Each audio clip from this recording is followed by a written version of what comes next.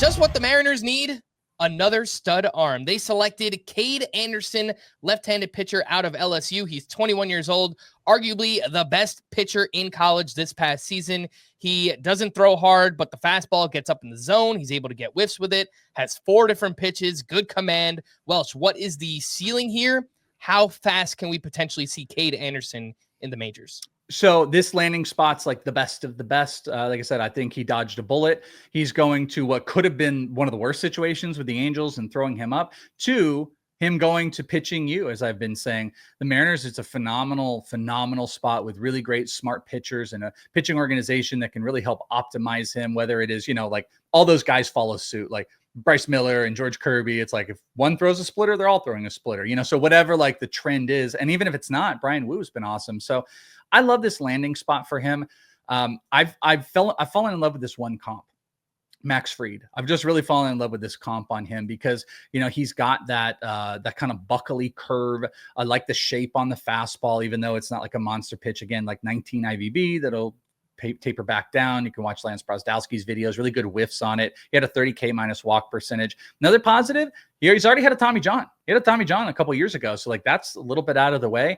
I think there's a legitimate shot that if Luis Castillo is gone and all those rumors that we've heard and has been talked about, I don't think it's out of pocket that Cade Anderson could be in the rotation at the beginning of next year. He just dropped 120 innings in College World Series, led the nation in strikeouts.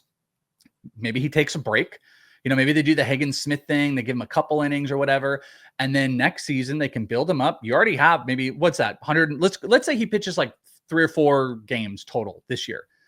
130 innings. Could you push him to 140, 150 in a first year? I kind of think you could. So I'm not saying it's going to happen. I'm just saying it's not out of pocket seeing Chase Burns. It's more likely the Chase Burns path will happen, but I think the development's great. I'm really high on him, and it is a little bit to do with him being with the Mariners.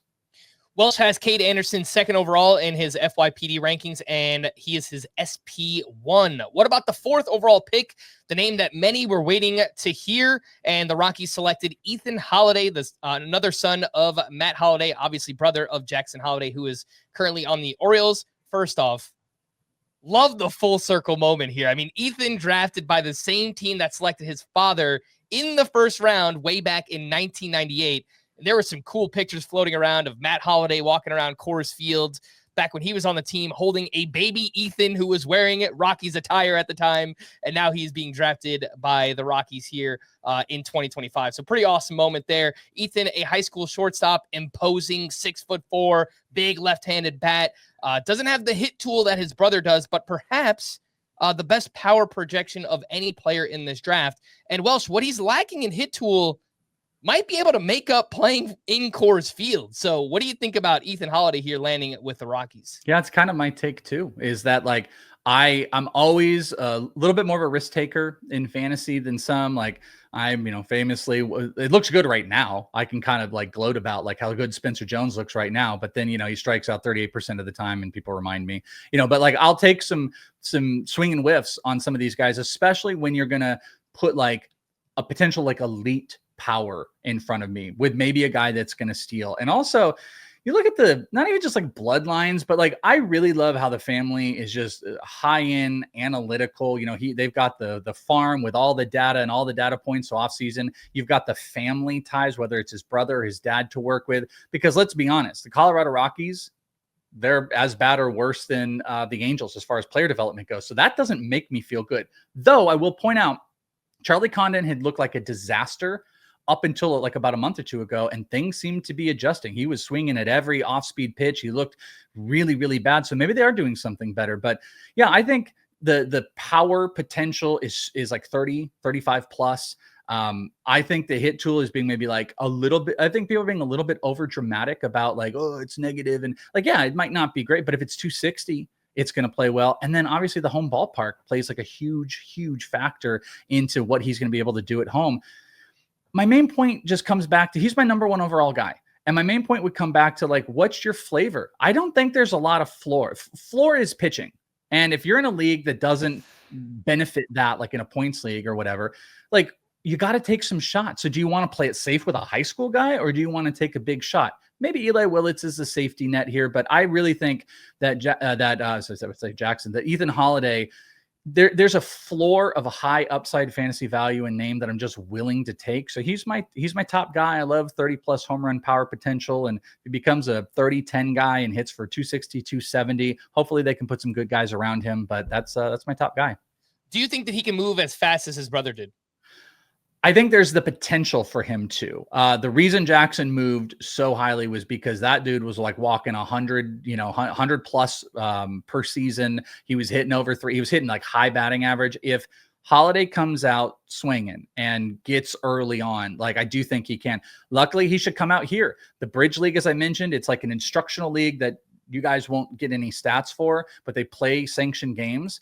I'm going out. You can bet that as soon as he signs his contract and he's in some games, I'm going to be out there, because then what could happen, they could keep him here the whole time, or he could move to high A, or I'm sorry, low A. What if he moves to low A? Next season, you could then push him low or high A, gets to double. Then all of a sudden, maybe he is on the Jackson Holliday kind of train. But I do think you got to wait at least a couple years, but there's just immense high potential, especially like with a big power bat.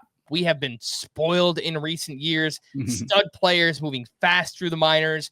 Paul Skeens, Wyatt Langford, Nick Kurtz, Chase Burns. Who are some names in this draft class that you think could move the fastest to the majors?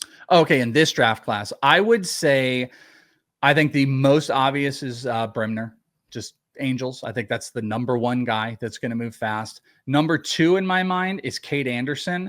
I could be wrong on this one, but it's just, Luis Castillo goes, guy had 120. I kind of laid it all out. Like, I think Cade Anderson is a guy that could move high up in this. I'm torn between Liam Doyle and Jamie Arnold. I maybe lean that Jamie Arnold is a little bit closer. I think it's pitchers. I think that's what you're looking at here. There might be a couple relievers that are floating out there as well, that some guys that can move, but Bremner and Cade Anderson would be at the top.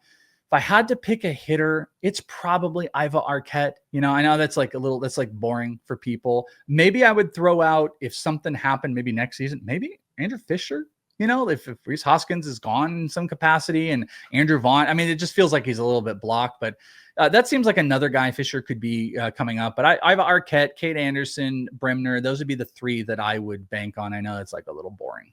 Yeah, I'll throw something crazy out there. The Phillies could use a closer, Welsh. Gage Wood, can we get him up in the bullpen? Well, how about I'll throw a different one at you? How about Andrew Painter? Maybe Andrew Painter would. They got a top prospect pitching guy that's in AAA right now. If they wanted to do that, how about throw him in there instead of Gage Wood?